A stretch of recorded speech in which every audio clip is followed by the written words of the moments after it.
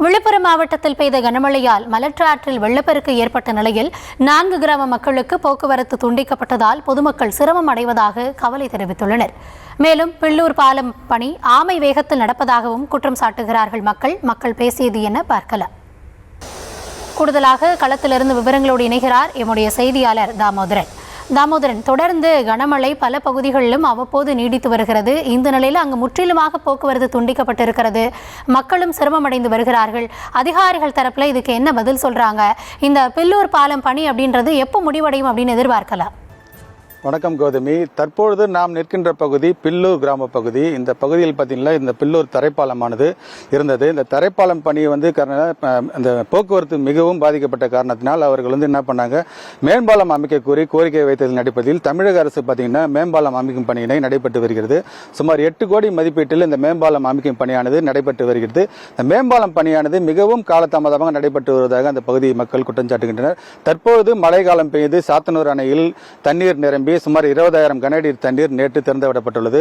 அந்த தண்ணீர் காரணமாக அதிகப்படியான தென்பெண்ணை ஆற்றில் தண்ணீர் வரத்து ஏற்பட்டு தற்போது கிளையாறான மலட்டாறு பகுதியில் இந்த பில்லூர் வழியாக மலட்டாறானது சென்று வருகிறது. இந்த பில்லூர் பாலம் வழியாக கடந்து செல்லும் போது அதிகப்படியான தண்ணீர் போக்குவரத்து இந்த பகுதியில் இருந்து வருகிறது. இதனால் இந்த பாலம் பெரும் நடைபெற்று வருகிறதா இதனை தாண்டி செல்லக்கூடிய பகுதிகளான சேந்தனூர், அரசமங்கலம், குச்சிப்பாளையம், தென்குச்சிப்பாளையம் உள்ளிட்ட 5க்கும் மேற்பட்ட கிராமங்கள் இந்த துண்டிப்பு ஏற்பட்டுள்ளது. அந்த பகுதி மக்கள் செல்ல வேண்டும் என்றால், விழுப்புரம் வர வேண்டும் என்றால், விழுப்புரம் வருவதற்கு கோலியனூர் வழியாக சுற்றி கொண்டு 20 கிலோமீட்டர் தொலைவிற்கு வர வேண்டிய சூழல் ஏற்பட்டுள்ளது. இதன் காரணமாக மிகுந்த சிரமத்திற்கு உள்ளாகி வருகின்றனர். பள்ளி மாணவர்களும் பள்ளிக்கு செல்ல முடியாத சூழல் ஏற்பட்டுள்ளது. சுகாதாரமான முறையில் மருத்துவமனைக்கு உள்ளிட்ட அடிப்படை தேவைகளுக்கு செல்ல வேண்டும் என்றாலும் அவர்களால் அவசர உதவிக்கு கூட இந்த வழியை பயன்படுத்த முடியாத சூழல் ஏற்பட்டுள்ளது. இந்த பணியானது பாலம் கட்டும் பணியை ஆமை வேகத்தில் நடைபெற்று வருகிறது. உடனடியாக துரிதப்படுத்தி இந்த பணியை நிறைவு செய்ய வேண்டும் என இந்த பகுதி மக்கள் கோரிக்கை வைக்கின்றனர்.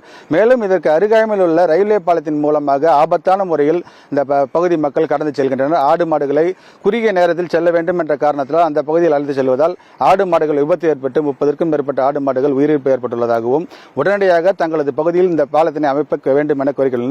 தற்போது நம்முடைய அந்த கிராம பகுதி மக்கள் ஒருத்தர் இருக்காரு, அவர்கிட்ட நம்ம கேட்போம். ஐயா, நீங்க சொல்லுங்க, இப்ப இந்த பாலம் பாதிப்புனால எவ்வளவு நீங்க சந்திக்கிறீங்க? என்ன இந்த ஊரை தாண்டி போகணும்னா 5 கிராமத்துக்கு போகணுங்க. ஹாஸ்பிட்டலுக்கு போகணுன்னாலும், சுகர் பேஷண்ட்டு போகணுன்னாலும் தென்குச்சிப்பாளையம் தான் போகணும். எங்களை விழுப்புரம் போகணும்னா நீங்கள் இங்கே வராதிங்க, அந்த ஹாஸ்பிட்டல் தான் உங்களுக்கு கிளையா ஹாஸ்பிட்டல், அங்கே போங்கன்னு சொல்கிறாங்க. எங்களுக்கு வழி கிடையாது. இந்த பாலம் ஆமை வேகத்தில் வேலை நடக்குது. அதனால் சீக்கிரம் முடிக்க மாட்டேங்கிறாங்க. பள்ளிக்கூடத்து பிள்ளைங்களும் அந்த ஆற்றை தாண்டி தான் வரணும். இந்த 5 ஊர் பிள்ளைங்களும் இந்த பள்ளிக்கு வரணும். வர முடியாமல் ஒரு சூழ்நிலை. ரயில்வே பாலத்து மேலே தான் வரணும். அதனால் அங்கே எந்த நேரத்தில் ட்ரெயின் வரும், எந்த நேரத்தில் போகணும்னு தெரிய முடியல. அதனால் ஆடு மாடுங்களும் நிறைய சாவுது. அதனால் எங்களுக்கு போக்குவரத்துக்கு வழி கிடையாது. அதிகாரிகளும் இதை கண்டுக்க மாட்டேங்கிறாங்க. இப்போ அதிகப்படியாக தண்ணி இதில் போகிறதுனால எங்களுக்கு வேறு வழி கிடையாது. இதுக்கு தடுப்பணையும் கிடையாது. இப்போ எங்களுக்கு அரசாங்கம் தான் இதை எங்களுக்கு முடிவு எடுக்கணும். தற்போது நாம் பார்த்தோம், அந்த பெரியவர் நம்மகிட்ட இப்போ கூறியிருக்காரு, இந்த தடுப்பணையும் கிடையாது, இந்த பக்கம் செல்வதற்கு வழி கிடையாது.